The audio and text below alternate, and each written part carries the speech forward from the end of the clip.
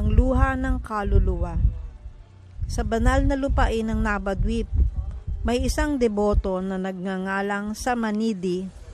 Mula pagkabata, naturuan na siya sa filosofiya ng Bhakti, pagbigkas ng mga pangalan ni Krishna at pakikinig sa mga kwento ng Mahaprabhu. Ngunit sa kaibuturan ng kanyang puso, may kakulangan siyang nadarama. Araw-araw siyang umaawit ng banal na pangalan, ngunit nananatiling tuyot ang kanyang puso. Isang gabi habang nakaupo sa ilalim ng punong kadamba, malapit sa Ganga, binasa niya ang mga salita mula sa Sikshastakam ni Mahaprabhu. O aking Panginoon, kailan ang aking mga mata ay mapapalamutian ng mga luha ng pagmamahal na umaagos ng patuloy-tuloy habang ako ay sumasambit ng iyong mga banal na pangalan? Kailan ang aking tinig ay mahihirinan at kailan magtatayuan ang mga balahibo sa aking katawan habang binibigkas ko ang iyong mga banal na pangalan? Ang mga salitang ito ay tumago sa kanyang puso na parang kulog. Isinara niya ang aklat at pabulong na nagtanong, bakit hindi ko ito nararamdaman? Bakit parang bato ang aking puso? Buong determinasyon niyang hinanap ang sagot at nagtungo sa kanyang guro, isang matandang Vaishnava na payak na namumuhay sa isang maliit na kubo. Pagdating doon, nagpatira pa siya at nagtanong, bakit po Gurudev, ako'y umaawit, ngunit hindi ako lumuluha. Ako'y umaawit ngunit hindi nanginginig ang aking tinig. Hindi natutunaw ang aking puso. May nagawa po ba akong mali? Ngumiti ang matandang Vaishnava at sinabi, halika.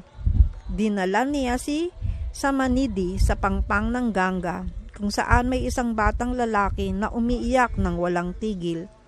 Ang kanyang munting katawan ay nangangatog sa matinding hinagpis. Anong nangyari sa batang ito? Tanong ni Samanidi.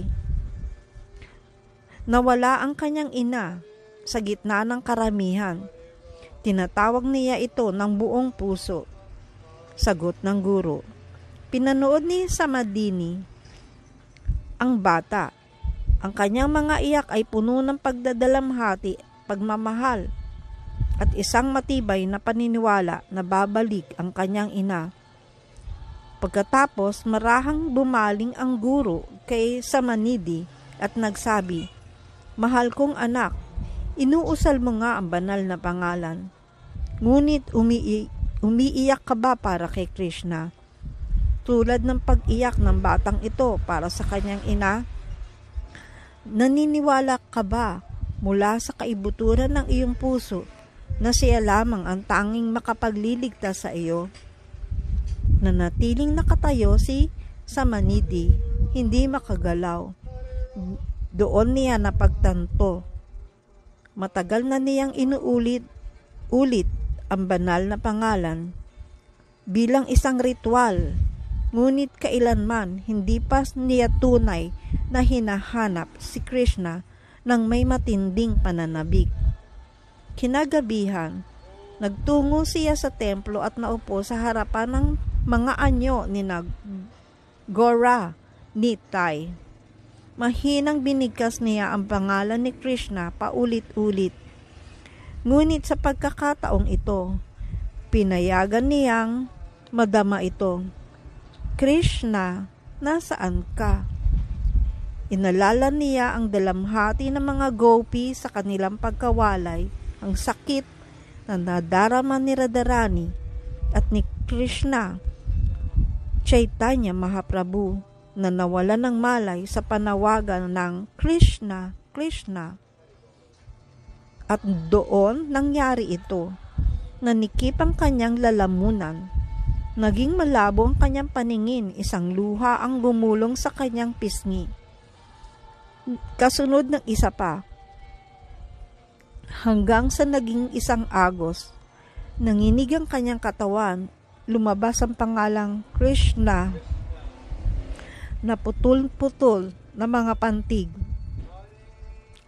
Ang mga pusong dating parang bato ngayon ay naging isang bukas na sugat ng pagmamahal. Mula sa araw na iyon, nagbago na si Samanidhi. Ang kanyang pag-awit ay hindi na isang tungkulin. Ito na ngayon ay isang panawagan mula sa kailaliman ng kanyang kaluluwa. At ito ang lihim ng ika-6 na taludtod ng Siksastakam.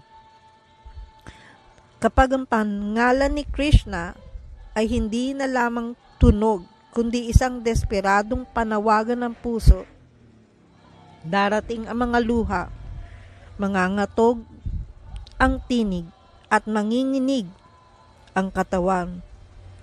At si Krishna, siya ay makikinig. Haribol.